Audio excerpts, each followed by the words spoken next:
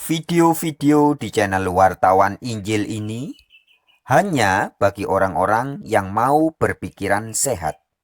Bagi yang tidak mau, skip aja.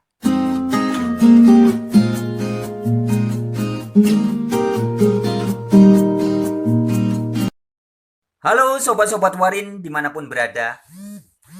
Video kali ini temanya adalah tak kenal maka tak sayang. Sobat-sobat Warin, sebelum melanjutkan, saya ingin memberikan sebuah ilustrasi ya. Tak kenal maka tak sayang. Atau jika kita tidak mengenali sesuatu atau tidak mengenali seseorang dengan benar, dengan dekat, maka kita sulit untuk menyayangi atau mencintai orang itu. Sebagai sebuah contoh ya, ini sekedar contoh dan ilustrasi saja, tidak ada maksud lain ya.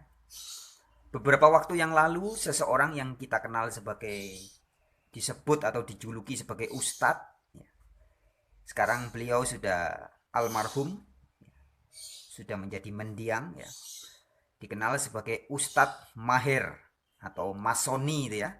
Kalau saya mungkin manggilnya lebih cocok Masoni ya.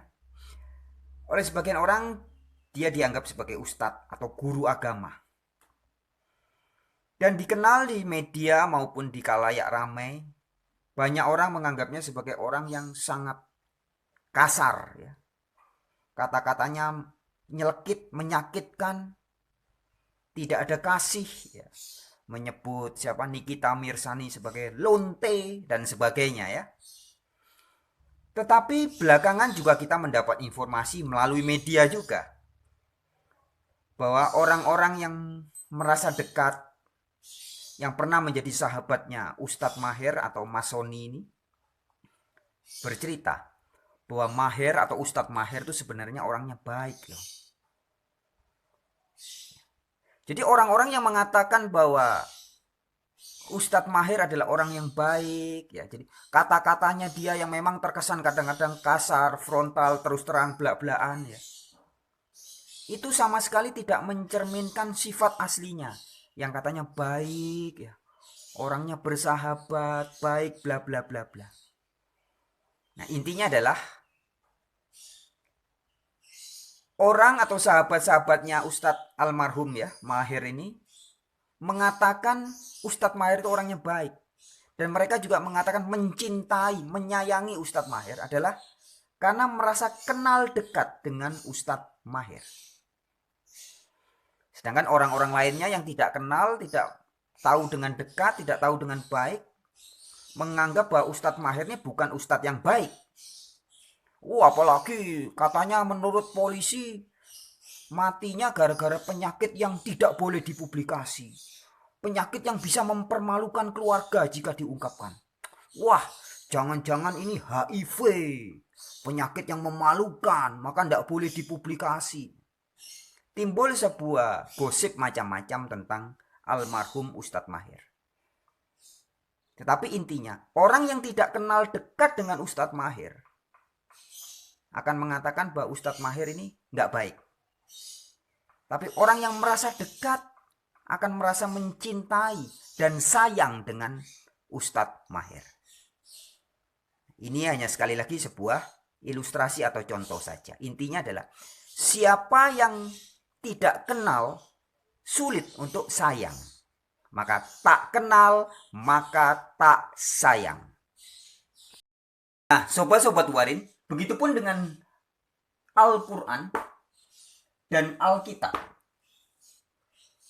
Banyak orang di dunia ini yang mengatakan cinta kepada Al-Quran. Jadi Al-Quran dicintai banyak orang. Begitupun dengan Alkitab. Banyak orang yang mengaku mencintai Alkitab atau Alkitab dicintai oleh banyak orang. Tetapi baik kitab suci Al-Quran, The Holy Quran, maupun Alkitab, The Holy Bible, selain dicintai oleh banyak orang, juga sama-sama dibenci oleh banyak orang. Al-Quran dibenci oleh banyak orang. Alkitab juga dibenci oleh banyak orang. Jadi dalam hal ini Al-Quran dan Alkitab mengalami sesuatu hal yang sama, yaitu sama-sama dicintai banyak orang, tapi juga sama-sama dibenci oleh banyak orang.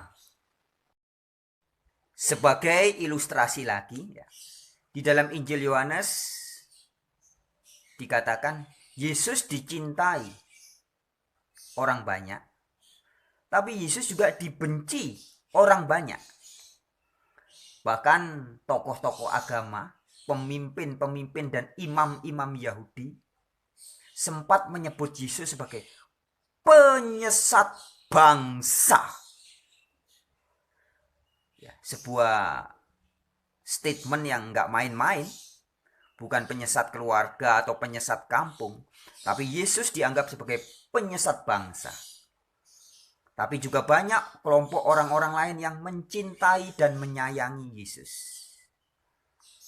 Artinya, banyak orang menyayangi dan mencintai Yesus karena mereka sangat mengenal dan tahu siapa Yesus dan bagaimana ajaran-ajarannya. Tetapi banyak juga golongan lain yang menjadi benci dengan Yesus, bahkan berusaha membunuh dan benar-benar akhirnya Yesus disiksa dan dibunuh atas kekuasaan tentara Romawi. Ya. Adalah sebab Yesus memang dibenci dan tidak disayangi, tidak dicintai. Nah, karena tidak kenal, maka tidak sayang. Nah, demikian juga halnya dengan Al-Quran. Mengapa banyak orang mencintai Al-Quran? Atau mengapa Al-Quran banyak dicintai oleh banyak orang? Karena orang-orang itu mengenal betul apa pesan-pesan Al-Quran yang sangat luhur dan mulia. Begitupun dengan Alkitab. Mengapa Alkitab dicintai oleh banyak orang? Karena orang-orang itu mengenal betul pesan-pesan yang disampaikan di dalam ayat-ayat Bible atau Alkitab. Tetapi di sisi lain, Al-Quran juga dibenci oleh banyak orang. Alkitab juga dibenci oleh banyak orang. Para pembenci ini, baik pembenci Al-Quran, the Holy Quran, maupun para pembenci Alkitab, the Holy Bible, adalah orang-orang yang tidak kenal dengan Al-Quran dengan baik. Tidak kenal dengan Alkitab atau Bible dengan baik. Tak kenal, maka tak sayang. Inilah yang terjadi sebenarnya. Nah, Al-Quran dan Alkitab, kenapa dibenci orang? Mengapa orang membenci Al-Quran? Atau mengapa orang bisa membenci Alkitab? Jawabannya adalah karena tak kenal maka tak sayang. Adapun beberapa hal yang disampaikan oleh orang-orang yang mengaku kenapa mereka membenci Al-Quran maupun Alkitab. Para pembenci Al-Quran biasanya mengatakan salah satunya, ya ini contoh saja. Mereka mengatakan benci dan tidak suka dengan Al-Quran karena Al-Quran mengajarkan membunuh orang kafir. Ya.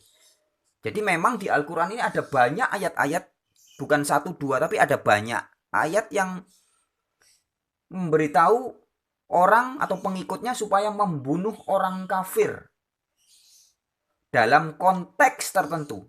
Perhatikan baik-baik ya, dalam konteks tertentu. Ya, tetapi orang-orang yang tidak kenal dengan Al-Quran, tidak ngerti konteks bunuh orang kafir ini, kemudian menjadi benci begitu saja dengan Al-Quran, dianggap Al-Quran ini mengajarkan pembunuhan. Nah, begitupun dengan Alkitab. Alkitab dibenci oleh banyak orang yang tidak kenal betul dengan Alkitab, karena dianggapnya Alkitab mengajarkan doktrin tiganitas, tentang adanya tiga pribadi Allah. Nah, sehingga dianggapnya Alkitab ini memang layak untuk dibenci. Sebab mengajarkan hal yang tidak betul. Masa dikatakan Allah ada 3 pribadi? Padahal dalam konteks ini sebenarnya Alkitab sama sekali tidak pernah mengajarkan Trinitas. Tapi yang ada adalah ayat-ayat di dalam Bible atau Alkitab yang diasumsikan oleh sebagian orang, oleh pendeta-pendeta, oleh teolog-teolog, yang dianggap ayat-ayat itu mengajarkan Trinitas. Padahal faktanya sama sekali tidak. Jadi Trinitas ini hanya asumsi sebenarnya. Bukan ajaran Alkitab. Asumsi saja. Nah, kalau orang sudah mengenal Alkitab dengan benar dan sadar bahwa Bible atau Alkitab tidak mengajarkan Trinitas, maka mereka tidak akan lagi menjadi benci. Harusnya begitu. Nah, begitupun dengan Al-Quran. Jika setiap pembaca Al-Quran paham bahwa perintah bunuhlah orang kafir dimanapun berada, ini adalah perintah yang sangat kontekstual dalam kondisi perang. Kondisi perang itu kalau tidak membunuh, bisa dibunuh. Jadi sangat kontekstual, ada asbabun nuzulnya. Sehingga tidak boleh mengartikan ayat-ayat Al-Quran yang mengatakan bunuhlah orang kafir itu berarti Al-Quran mengajarkan semua pengikutnya untuk membunuh siapapun orang kafir, dimanapun berada. Salah konteks. Bunuhlah orang kafir ini adalah sebuah perintah yang seharusnya dipahami secara mulia. Bahkan kalau kita teliti di dalam Al-Quran, perintah untuk membunuh orang dalam kondisi perang, ya kondisi khusus, konteks khusus, itu sangat detail aturannya.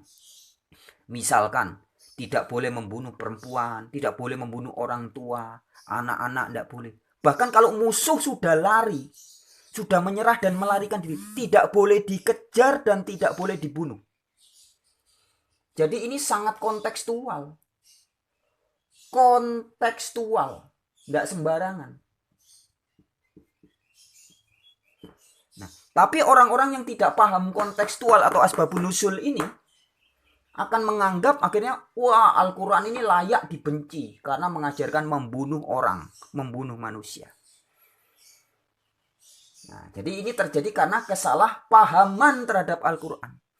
Begitupun orang-orang yang benci dengan Alkitab atau Bible, benci karena kesalahpahaman. Karena tak kenal maka tak sayang. Belum kenal Al-Quran, belum kenal Alkitab, maka tidak bisa sayang dengan Al-Quran, tidak bisa sayang dengan Alkitab. Nah, sekarang masalahnya sobat-sobat, rasa benci itu adalah sebuah rasa yang diberikan oleh iblis dalam hati manusia. Rasa benci ya, itu diinstalkan oleh iblis dalam hati kita. Nah, maka ketika rasa itu sudah diinstalkan dalam hati Anda atau hati kita, maka untuk membebaskan diri kita dari rasa benci itu tidak serta-merta gampang begitu saja. Karena ini berhubungan dengan rasa batin dan hati. Sudah kadung benci, itu sulit kadang. Meskipun sudah pikirannya tercerahkan, pikirannya tahu bahwa ini nggak betul, tapi kalau sudah kadung benci, ini kadang nggak gampang untuk menghilangkannya. Nah, pertanyaan saya adalah, jika hari ini teman-teman para pembenci Al-Quran sudah sadar dalam pikirannya, secara intelektual sudah tahu bahwa ternyata tuduhan selama ini bahwa Al-Quran mengajarkan bunuh orang kafir itu artinya suruh bunuh semua orang Kristen, orang Yahudi dimanapun. Padahal maksudnya bukan begitu. Nah, kalau sudah tahu bahwa maksudnya konteksnya ternyata bukan begitu, apakah Anda para pembenci Al-Quran mau tiba-tiba saja hatinya berubah dengan jadi tidak lagi benci dengan Al-Quran? Tidak mudah kan? Begitupun kalau orang sudah kadung benci dengan Alkitab atau Bible. Karena selama ini mungkin Anda menyangka bahwa Alkitab atau Bible, the Holy Bible mengajarkan Trinitas. Padahal ternyata saya sudah buktikan dalam ratusan video-video saya bahwa tidak ada satupun ayat di dalam Alkitab yang mengajarkan Trinitas. Dan ketika Anda sekarang mengetahui fakta ini, yaitu fakta bahwa Bible atau Alkitab tidak mengajarkan Trinitas, tapi selama ini belasan bahkan mungkin puluhan tahun Anda sudah didoktrin oleh dogma, dan hati Anda sudah kadung benci dengan Alkitab, sudah kadung gak suka dengan Alkitab, sudah kadung benci dengan tulisan-tulisan kitab-kitab perjanjian baru. Nah, ketika kemudian sekarang Anda tahu bahwa ternyata kebencian Anda ini karena gagal paham. Nah, masalahnya, apakah Anda akan tiba-tiba mengubah hati Anda begitu saja? Sudah kadung benci ini, sudah kadung gak senang. Itu tidak mudah. Dan ini hanya orang-orang yang betul-betul mau membuka hati dan pikirannya secara jujur, membiarkan kuasa Allah bekerja. Kalau dalam teman-teman muslim menyebutnya hidayah. Sehingga hati itu rasanya bisa dirubah. Yang tadinya benci mati, kemudian secara intelektual sadar bahwa wah, ternyata kebencian saya salah. Nah, kemudian hatinya pelan-pelan mulai menjadi baru. Maka tidak lagi menjadi benci. Ingat, tak kenal maka tak sayang. Jika Anda tidak kenal Al-Quran dengan baik, Anda tidak kenal Alkitab dengan baik, Anda tidak mungkin sayang. Itu sebabnya Allah sangat mengasihi kita semua. Seberapa besar dosa dan kejahatan kita, Allah sayang sama kita. Kenapa? Karena Allah sangat mengenal kita. Siapapun Anda, seberapa besar dosa dan kejahatan Anda, Allah tetap mencintai kita. Kenapa? Karena Allah betul-betul kenal dengan kita. Kalau tidak kenal, maka tidak sayang. Nah, sayang terjadi karena kenal. Kembali ke ini tadi. Sekali lagi, sebagai penutup, sobat-sobat Warin, Anda akan sayang dan mungkin cinta dengan Al-Quran. Begitupun Anda akan sayang dan cinta dengan Alkitab. Jika Anda sudah betul-betul mengenal dengan utuh. Tapi selama Anda belum mengenal dengan utuh, bukannya cinta atau sayang, malah Anda akan membenci Al-Quran. Ataupun Anda akan juga membenci Alkitab. Padahal sebenarnya kebencian Anda itu hanya didasari dari sebuah ketidakkenalan saja. Gara-gara belum kenal saja. Hanya karena gagal paham saja. Tak kenal maka tak sayang. Baik sobat-sobat Warin, sekian untuk video pada kesempatan ini. Semoga bermanfaat. Jumpa lagi di video yang lain. Shalom.